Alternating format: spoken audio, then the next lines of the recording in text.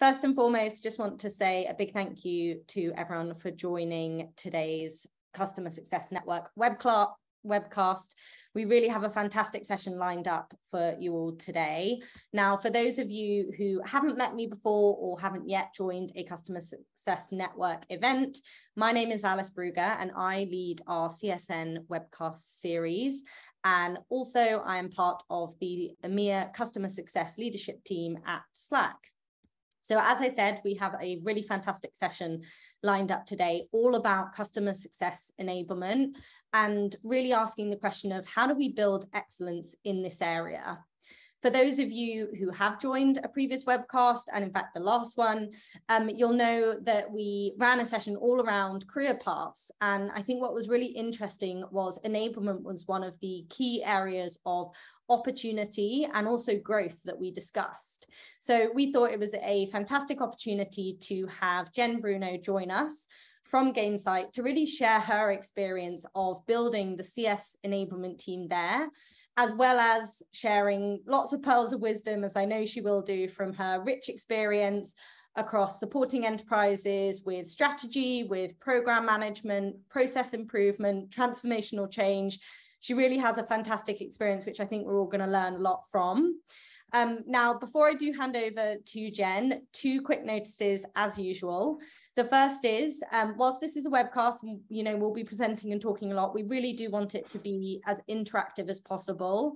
So we do encourage you all to jump into the chat, share where you're dialing in from, but also share any thoughts, any key questions that you have, either via the Q&A box or just jump into chat and share away. Now, we will be pausing twice for questions, so I'll help to facilitate those. And then also at the end of today, we are recording this. So for any colleagues, friends, peers who may not have been able to join live, we'll be sharing a recording on our YouTube site, also in Facebook Workplace. And I think that's a really good opportunity once I share that for you to add in any additional questions that you might have. And we will make sure that we share those back with Jen as well. So with that being said, I will now hand the mic over to Jen and just want to say thank you so much again for joining us today. Thanks so much, Alice. Excited to be here. So hi, everyone. Thank you for joining our session today. My name is Bruno. I lead Customer Success Enablement at GAINSIGHT. I've been with GAINSIGHT over 4 years now in multiple roles, starting out in professional services and then more recently with the Customer Success Group. In today's session, I'm really excited to share how GAINSIGHT uses enablement to accelerate learning, improve CSM effectiveness, and get customers to value faster.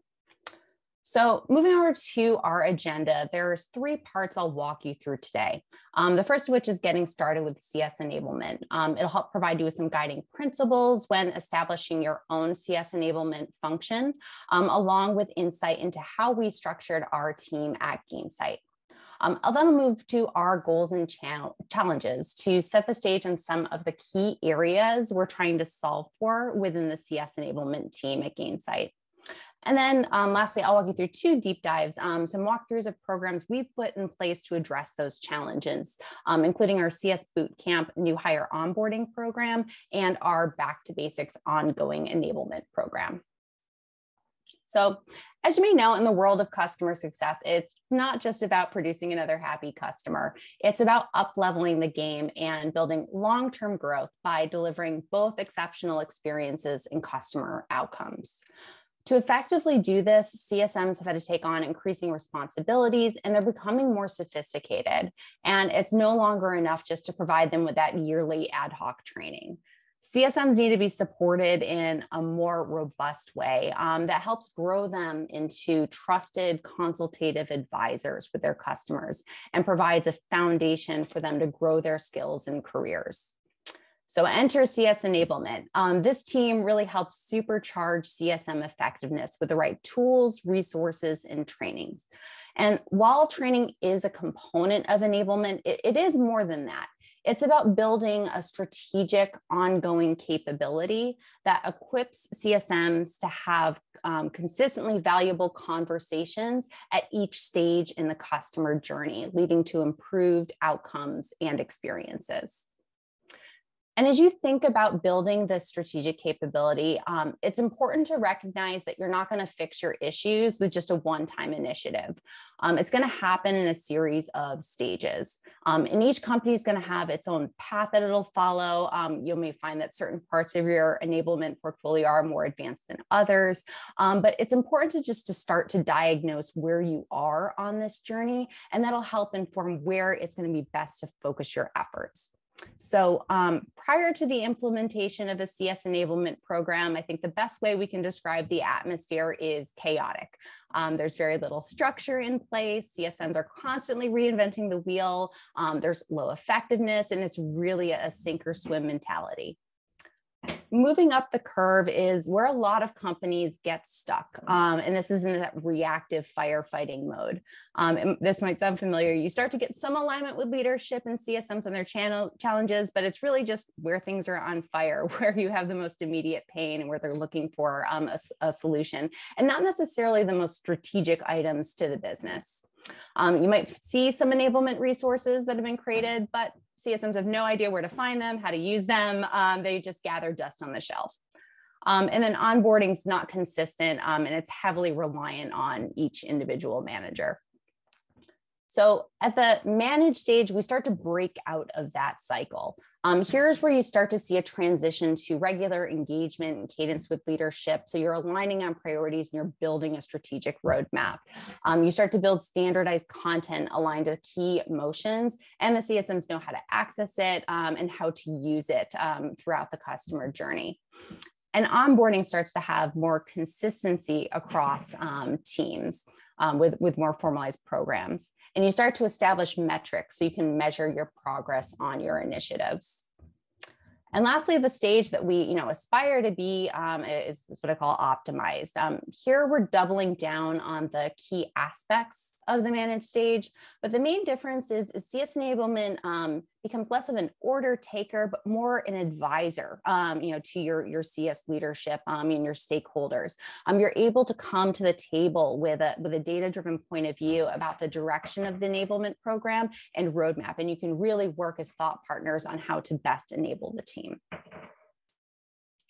So at GAINSIGHT, as we thought about how we're going to move ourselves along this maturity curve, there were a few standard principles that we use to guide our programs. The first is making sure we're structured.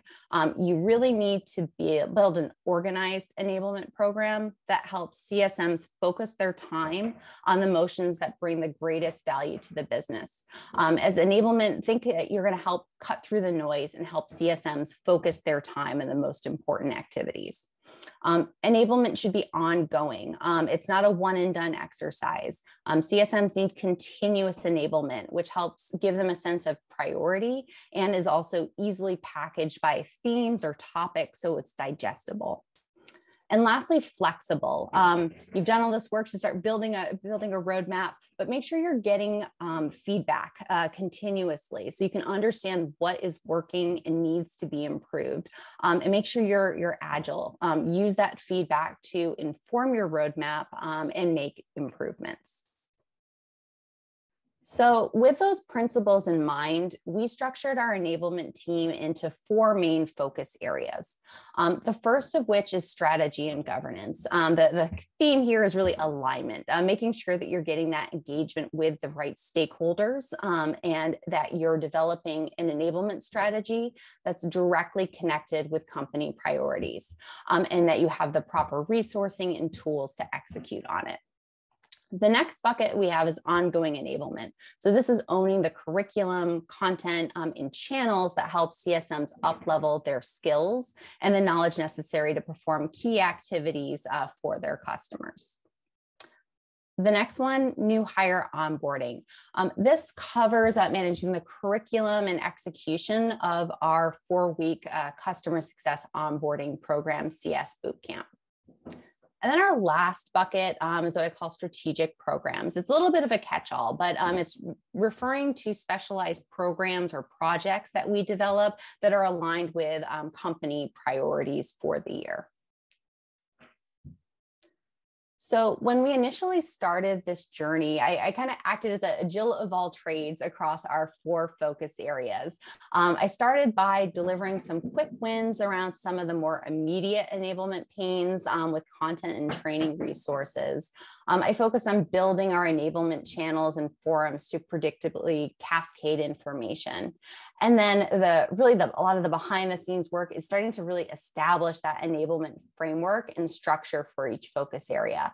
So as we would start to mature, move up that curve, we could bring in an enablement associate who can then take that structure and then focus on execution of our new hire onboarding bootcamp, and then begin to manage our ongoing enablement channels and forums, and then start to work on some content development. And more recently, we also brought in a content specialist. They're responsible for producing customer-facing content and templates for key motions and events like our product release enablement. However, even though we've been growing the team, we're still continually challenged to do more. So to help scale our team, an important thing to keep in mind for your enablement function is leveraging your partners. So we rely heavily on coordination with our internal partners. And this is just a smaller subset, but we're always working cross-functionally to help develop and deliver enablement and share assets and best practices. So we have regular alignment with these groups to understand how we can best work together and how we can leverage their subject matter expertise.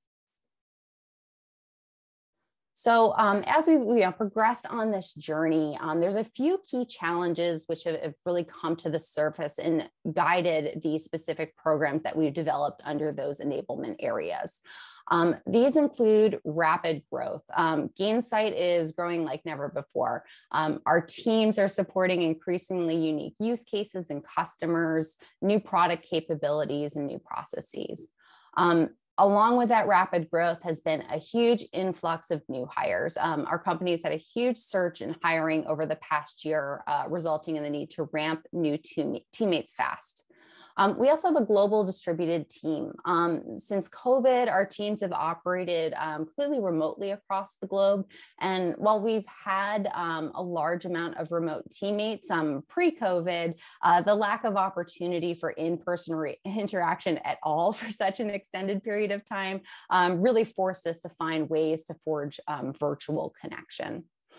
And then lastly, as I mentioned, there's always too much to do in your punch list. So figuring out how you can scale that enablement impact, by leveraging our in-house experts so we can move faster to meet business demand without necessarily adding more headcount to the team. So in response to those challenges, we found it's been especially important for our teams to have a strong foundation. And I'd like to walk you through 2 solutions that we've implemented to help provide this. The first is our Customer Success Bootcamp, and this aims to improve CSM ramp time, productivity, and new hire experience. The second one that I'll walk you through is our Back to Basics program. This is to ensure consistent customer and CSM experiences when executing on the top lifecycle events for our customers. And the intent is to help focus on these activities so we can improve customer outcomes and then ultimately impact our GRR and NRR. So let's first explore our CS Bootcamp onboarding program. And thinking through how to best enable new CSMs, our onboarding program's gone through multiple iterations. We started small with what our CSMs jokingly called the spreadsheet. And that was the first pass at collecting all of our resources like best practice decks, calls to shadow, lists of people to meet in one place. It was a step forward, but difficult to navigate, largely left the new hire to their own devices. And for someone with a little GAINSIGHT context, this would be difficult to use. So over time and multiple iterations, we began to envision and move towards what we call GAINSIGHT Bootcamp, a 4-week-long dedicated interactive onboarding program for new CSMs. Now, we realize that's going to be a substantial amount of time invested by new hires and the business towards strictly onboarding. But despite the time investment, there's real returns for spending your time in onboarding and establishing that strong foundation. Research has shown that a formal structured onboarding program has the potential to yield significant productivity gains. So benefiting not only your company, but your customers. Better employee retention. So improving the employee experience and preventing disruptive CSM turnover. And ultimately a great return on investment for every training dollar spent. Additionally, a formal onboarding program helps provide guideposts for tracking CSM progress and helps ensure we can intervene early to provide the support needed for the CSM to be successful. So to ensure we created a well-rounded onboarding program for our CSMs, we identified 5 key elements to guide our approach, content development, and execution. The first one is learning. So important to prioritize the foundational skills a CSM needs to be successful. However, it can be tempting to try and make your onboarding program everything that someone's going to know after like 5 years of your company. Don't boil the ocean, don't do that. Make sure that you are going to be intentional and think about what are the key things that they should know at the end of boot camp so they can get a running start. Second is culture. So at GAINSIGHT, we're super fortunate to have a strong company culture, and we want that reflected in the onboarding experience. So we want to find opportunities to not only explain our culture to new CSMs, but actively demonstrate it throughout onboarding. So it'll help set the tone of how they will engage with their customers. The next is expectations. So many times there can be a disconnect between how a new CSM perceives their role and the expectations of the business. So making sure that we have CSMs aligned to the larger company strategy and priorities that they'll be working towards is critical. The next piece is networking. We want to make sure we're not just dumping slides on people's heads, just process. We want to make sure that they are able to go beyond just getting to know their manager and team, but we're providing a foundation for CSMs to provide to cultivate a cross-functional network. It's so important for CSMs to be able to quarterback issues across the company. So we want to make sure that they get that exposure to those departments during onboarding, so they'll have a more well-rounded perspective. And the last piece that we put as far as our foundation for our bootcamp are just logistics. So being a new employee, it's confusing. So make sure you're finding opportunities to reduce the friction for those new employees, that they have the proper tools in place to access your training and to engage with their bootcamp sessions. The other side of this, and selfishly on the enablement side, is making sure that you have a repeatable process so you can easily execute on these cohorts again and again, and you're not reinventing the wheel every time you need to onboard someone. So keeping those key elements in mind, we developed a 4-week onboarding program, and it's broken into 2 parts. Part 1 is what we call our GAINSIGHT Foundations or GAINSTAR onboarding. This is a week-long shared learning program for all new hires to receive foundational training. Then following GAINSTAR onboarding, part 2, teammates move into function-specific training for the remaining 3 weeks. Now, during GAINSTAR onboarding, that part 1, we focus on building a shared understanding of our business. It's important for our teammates to really have a shared context and language that they can talk to each other and then also to our customers. So we develop modules that outline our company. So teammates gain exposure to our culture, our values, and organizational structure, an overview of our customers. An overview of their business, our customer types, and business challenges that we solve for them.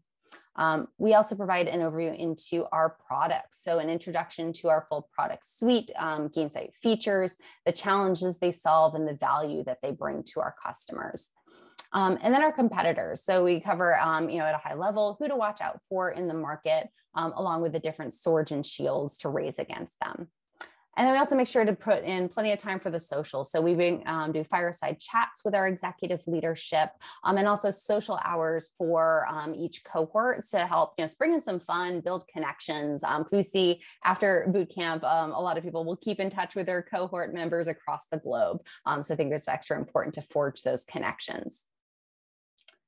Then when we get to part 2, our customer success bootcamp, this is where we start to dive a little deeper. We focus on CS motions and best practices. So the critical motions CSMs need to run with their customers to drive outcomes. We then also double click on product training. They got that introduction in part 1. Now we're focused on a deeper dive into our product suite, workflows, and alignment with our CS best practices.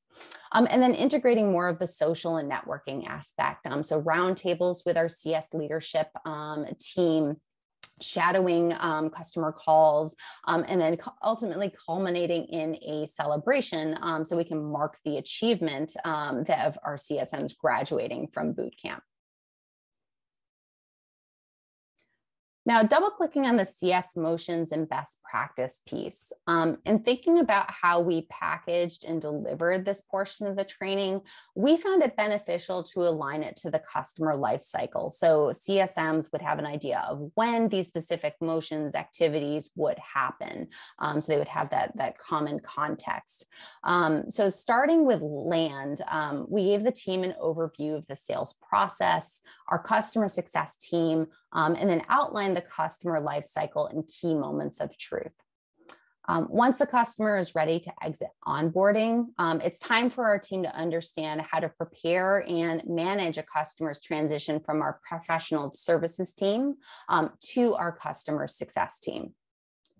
And then as the customer moves into the adopting stage, we train them, the CSMs, on how to manage customer health and monitor and drive adoption, how to drive strategic discussions in executive business reviews, and make every customer interaction purposeful when conducting cadence calls.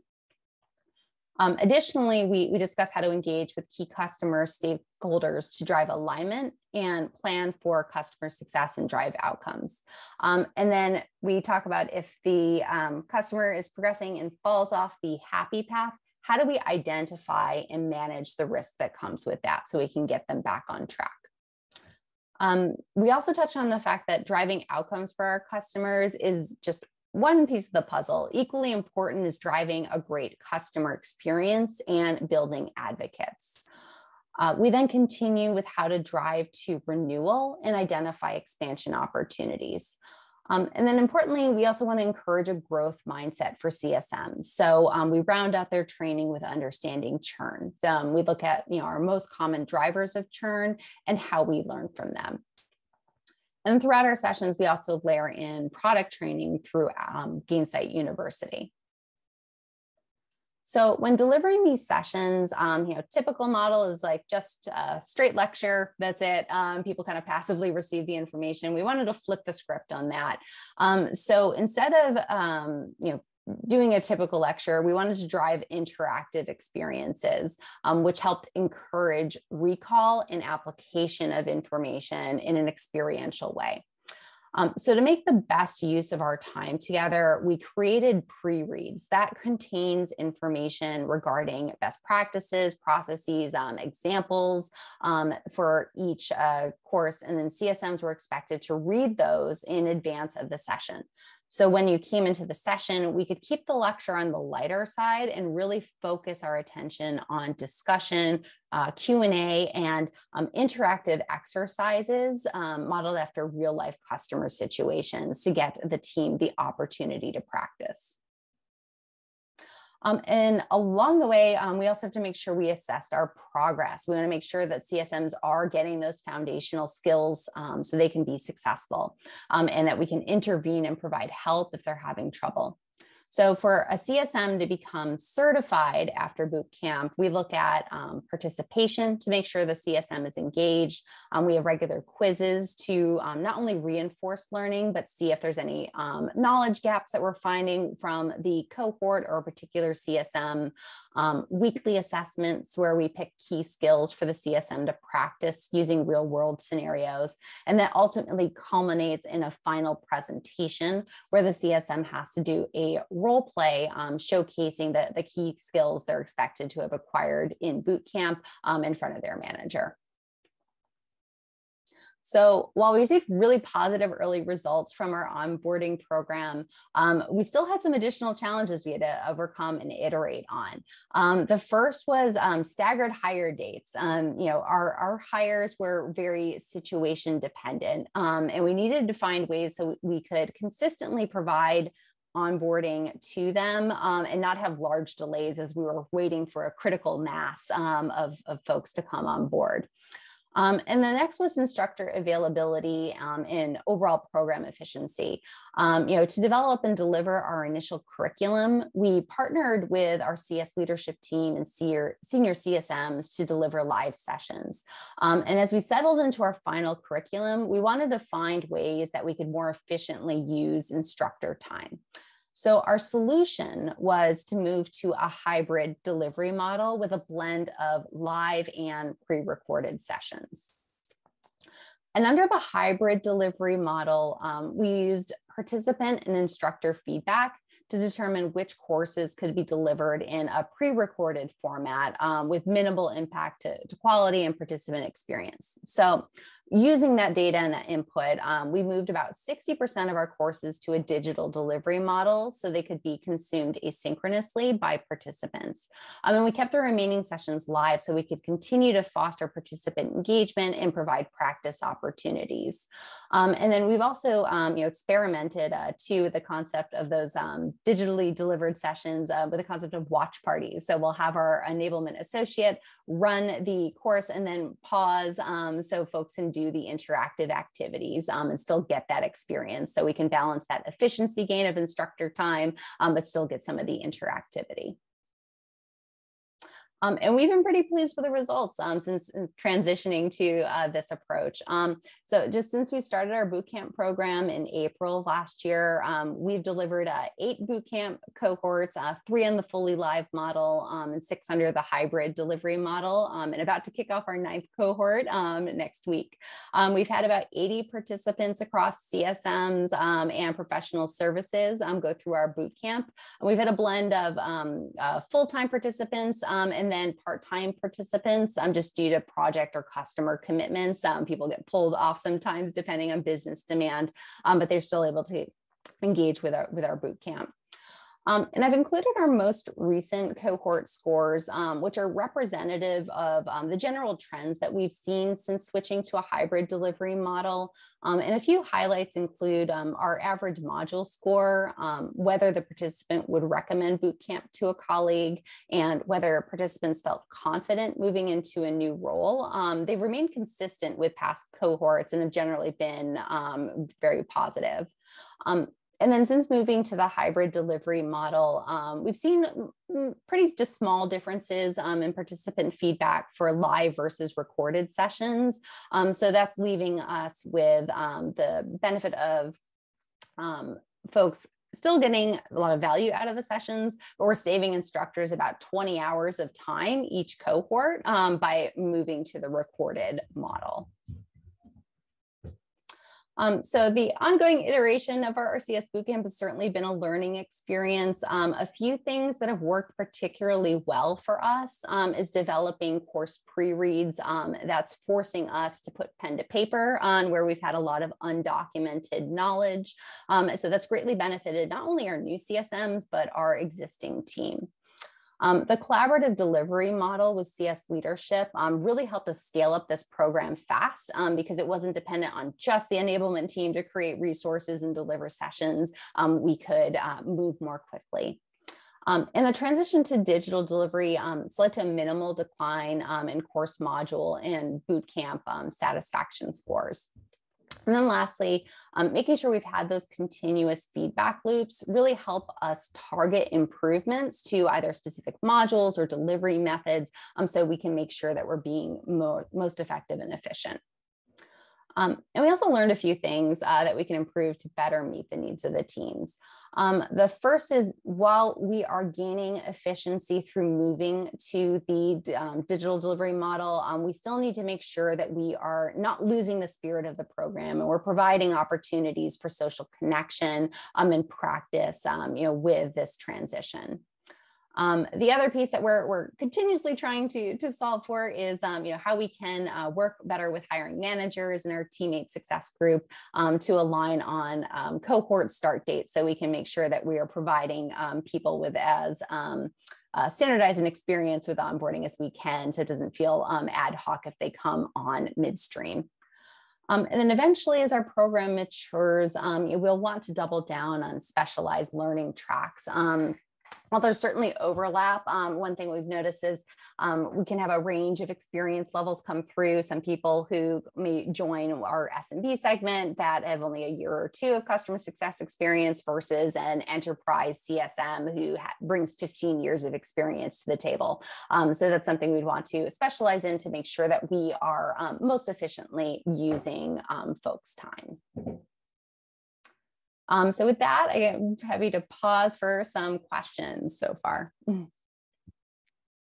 Thank you so much. That was incredibly insightful. I've been furiously taking lots and lots of notes to share back with my own organization.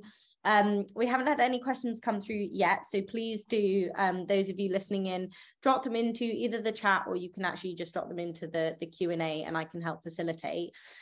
Whilst you're sort of thinking about those questions, I might just jump in and ask one of my own. I'm really interested. I think you kind of gave a really good summary there of what were some of your key learnings and what were some of the things that contributed to the success that you've seen with building out particularly the bootcamp program and kind of switching to this hybrid model. If there was one thing that I suppose myself or the audience were to take away in terms of a key success factor or sort of a key learning, is there something that really stands out for you as you've been going through this experience and sort of iterating on it? Yeah, I think a key learning that I would have there is just prioritizing your learning there. Like when we initially put this program together, there was just like just a huge list of like all the things that we wanted to know. So it was going back and getting alignment on leadership with like, what are the most important things you want them to walk away with? Like defining as a CSM, like what are the things that they should have achieved once they exit bootcamp, and having a clear vision of that, I think is really important because that helps you have the conversation with leadership about what is also reasonable expectations. So if you say when they exit bootcamp, they should be able to have a conversation with a customer that is equivalent to like someone who's been with the organization for 5 years, you're going to say, that's probably not going to happen. So we need to scale back our expectations and figure out what is reasonable for folks to know after a month in the program. So I think that balancing of expectations and clear vision of what folks should have accomplished after the program is really important. Yeah, I think it's really, really smart. And I love the way you've sort of mapped the training to the customer life cycle. As you said, maybe someone coming in who has less experience, like having that clear overview, I think helps with really understanding the life cycle and getting into that motion whilst you're actually still going through the enablement and the boot camp. So yeah, I really like the structure of that. We don't have any other questions at the moment, so I think we can probably skip on, but for those of you listening in, please do have a think, and then you can drop them in as we're going through the next section, and we'll make sure to cover them before we wrap for the day. Awesome. All right. So, once a new hire completes onboarding, learning for them and our more tenured team members don't stop. We continue to build foundational skills with our Back to Basics enablement program. And Back to Basics is our hypothesis that if CSMs execute on the top lifecycle events for customers, it'll lead to an improved customer experience, achievement of customer outcomes, and ultimately will increase GRR.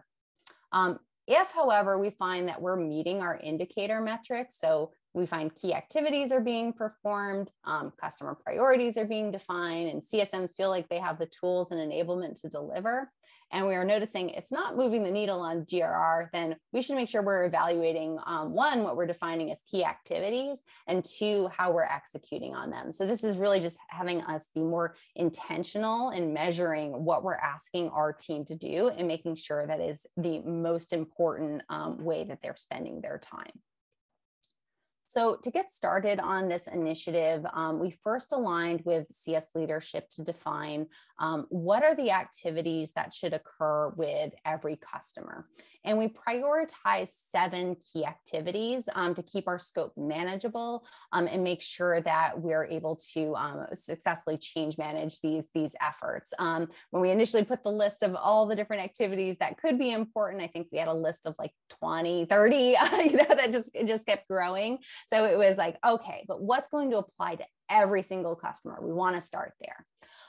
Then we aligned on cadence. A lot of this we did have in place, but we wanted to do that final verification with leadership that, okay, we have the key activities. Let's make sure that we are aligning on what the right cadence should be across customer segment. And not just because that's just the way it is. We want to make sure that we are being intentional with how we're engaging. And then lastly, once the key activity has occurred, we want a mechanism to track that it's happened. So for our team, that obviously translates to actions that they'll take within GAINSIGHT, so we can provide visibility into this action happening. So to aid in compliance, we created a knowledge repository. Our tool that we use is CODA, and this is where company-wide we document our processes and best practices in a central location. So we made sure to work with our CSMs to understand how they'd like to consume information, and then created quick start guides with critical need-to-know information, so it was easy for anyone to engage with it and understand how they were going to execute on the motion.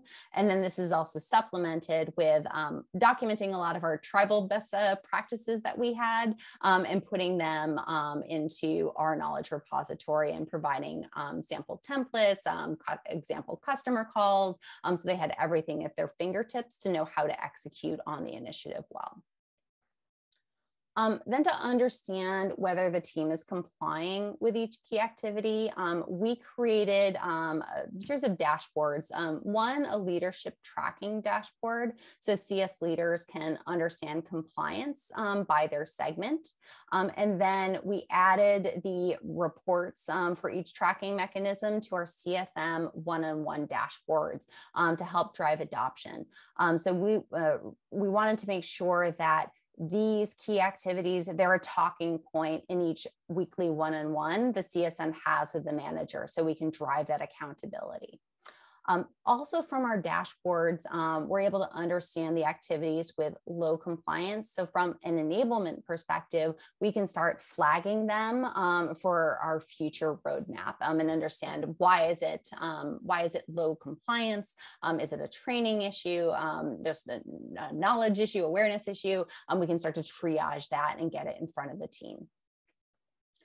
So in addition to monitoring compliance, it's also important for us to understand CSM sentiment and whether the team feels they have the foundational skills to effectively serve their customers. So to accomplish this, we send a quarterly survey, and it measures two components.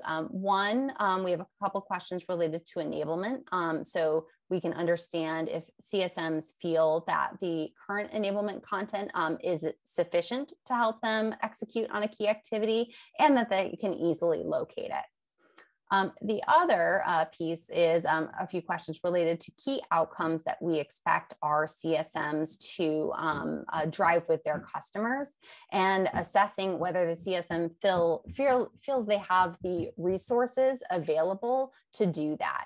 So that helps us understand from a kind of this subject matter, area-wise, where we should start building our roadmap to help bolster that score. We sent a baseline survey to understand current sentiment before we began this initiative, and we plan to send the same survey on a quarterly basis so we can start to understand if we're moving the needle from an enablement and outcomes perspective.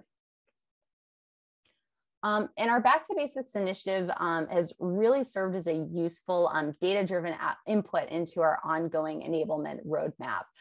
So based on our first quarterly survey and our initial tracking of activity compliance, we are able to understand, one, where CSMs are looking for additional support. So we are able to see, from value realization, health scoring, risk management. These are areas that our team is looking for, additional training and support so that it can better execute with their customers.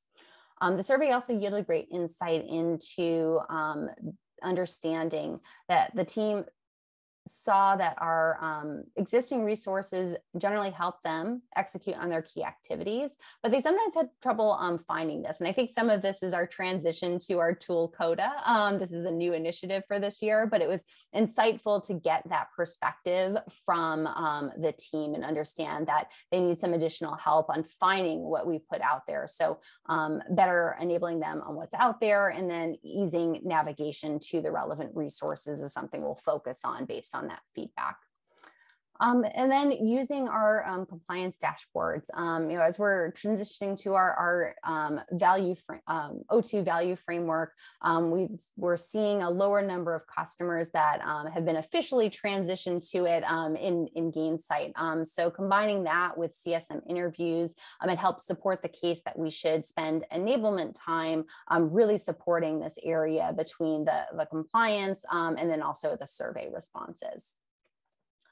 So then we can build an enablement roadmap hypothesis that, focusing on these areas, we should see that reflected in our next CSM survey, and we should also start to see increased compliance with key activities. So we can then point to our enablement efforts are moving the needle, and we can more directly tie that versus, it can sometimes be a little fluffy to show the value from an enablement perspective. So we really want to use this data to bolster the case for how we are spending our time.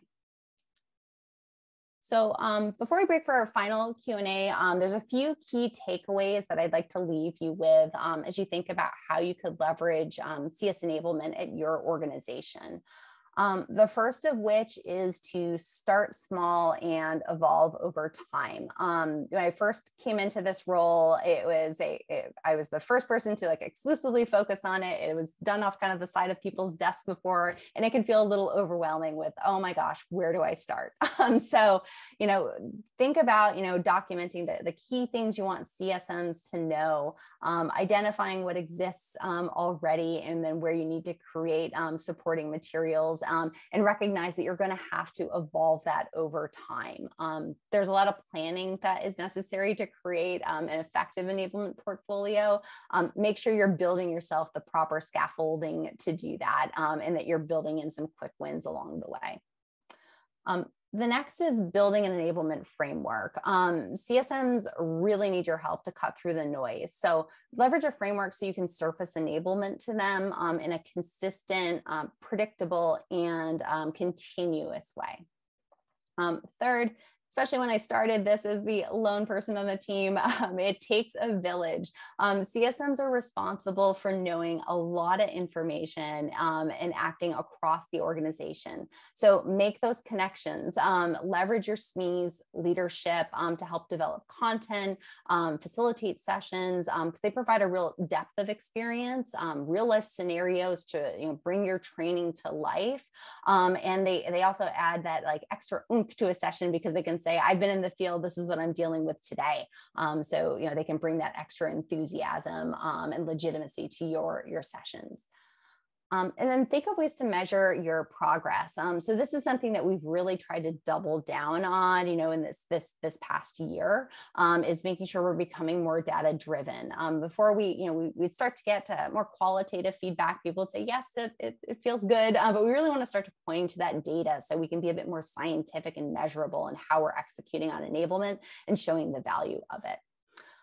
And then lastly, be ready to iterate. We've performed a lot of experiments along the way with enablement, some good, some not so good, but be ready to pivot, build in that flexibility, and use feedback and data so you can help monitor that progress and make those improvements. All right, so with that, happy to answer any additional questions. Great. Well, thank you so much. Again, I think it's really fascinating. I think the two points that really resonate for me from the two takeaways is one, it takes a village piece. I think having been on the other side of it and been one of those CSMs who's participating in those sorts of sessions, I think actually for the CSM, it's a real opportunity to kind of show what you know, flex your coaching muscle as well. So I think it's a really good opportunity for them who've been in seat for a little bit of time as well. And then also the data-driven approach. I think it's fascinating to see that you can sort of tweak what you're doing and iterate on it based on the output and the impact that it's having. And so you really know whether you're going in the right direction to sort of move the business forward. So yeah, that's definitely a North Star for us all to aim to get towards with our own respective enablement programs. So yeah, those are two key takeaways from my side I wanted to share. We have had a couple of questions come through. The first one of which is from Amy. Now, Amy says she sees that you have a CS team of 75 plus, and her question is really around sort of how many customers are each of those CSMs responsible for supporting? So what does your sort of CS team structure look like? Yeah, it varies. With our segmentation, we'll have what we call our global enterprise CSMs. At the top end of the book, they might only have a couple of customers that they engage with, up to maybe say 10 or so. So they're really hands-on. They get to know their customers really, really intimately. And they are really just on boots on the ground with that customer constantly. Our next segment is kind of our mid-market segment. They probably have, I want to say, like anywhere from like 30-ish, customers generally, so they start to need to be more efficient, use things to help scale their engagement, with customers. Our next segment, our SMB segment, those folks, it's actually a partnered model in how they engage with customers. So there'll be a strategic customer success manager and a technical customer success manager, and they'll be aligned. And they typically have maybe 50 or so accounts in their book, give or take, and they'll tag team that portfolio of customers. And then more recently, we started a digital-led segment. So we have CSM dedicated to engaging with those counts through one-to-many motions. And this is a newer segment that we implemented last year. Interesting. And you mentioned in terms of the sort of specialization of enablement, is that your plan in terms of you'll deliver specialized enablement to each of those, sort of a version of it to SMB and then to mid-market and then to enterprise? So as far as specialization, there's a few different directions that we're thinking of taking that.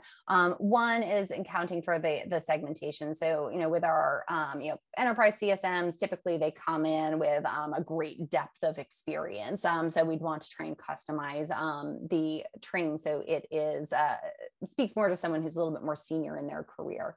The other piece of specialized training that we're thinking about is our CSMs are generally aligned to product area. So thinking about how we can, right now with the training is a little bit more generic to general customer success motions, but there's opportunity to specialize more specifically according to the CSM's product area. So that's something that we're exploring, diving in now that we have that foundation laid.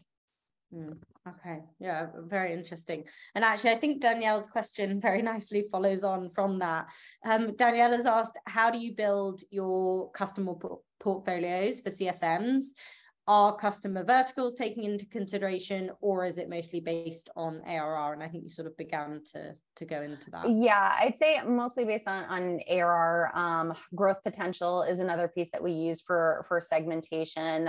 So if we see that a particular customer may have a lot of expansion potential, we may align them with a higher touch CSM to hold their hand on that.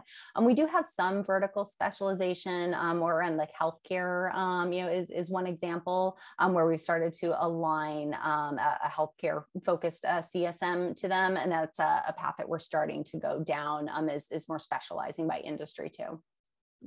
Interesting. Yeah, it's definitely a journey that I think, well, we're definitely on in my organization. I think it's a trend that we're seeing beginning to sort of go in that direction.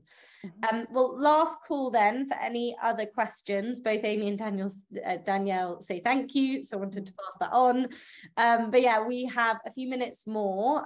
So if anyone does have any other questions, please do drop them in to the chat, and happy to help facilitate those. But if not, I wanted to just kind of reiterate my thanks again, Jen, from myself, from the Customer Success Network. I think you have shared so much knowledge and so much insight in terms of what you've done at GAINSIGHT. And it's amazing that you started from sort of a team of one, and you're now at what, seems to be a very mature sort of approach, and lots of iterations still to come, I'm sure. So if it's okay with you, I would love it if we could sort of share these slides with the community afterwards for their own sort of inspiration, if you're comfortable with that. Oh, absolutely. I'd be happy to. Great. Well, thank you so much again. I don't think we have any other questions, but again, for those dialing in, if you do have any follow-up ones, feel free to just drop those into our workplace community, our dedicated webcast section that we have, and I'll happily pass them sort of back to Jen, or Jen will bring you into the conversation as well. Thanks everyone again, particularly flexibility with timings. I know for some of you it's morning, some of you it's evening. So I hope wherever you are, you have a wonderful rest of your day. All right. Awesome. Thank you, everyone. Thank you. Bye. Bye.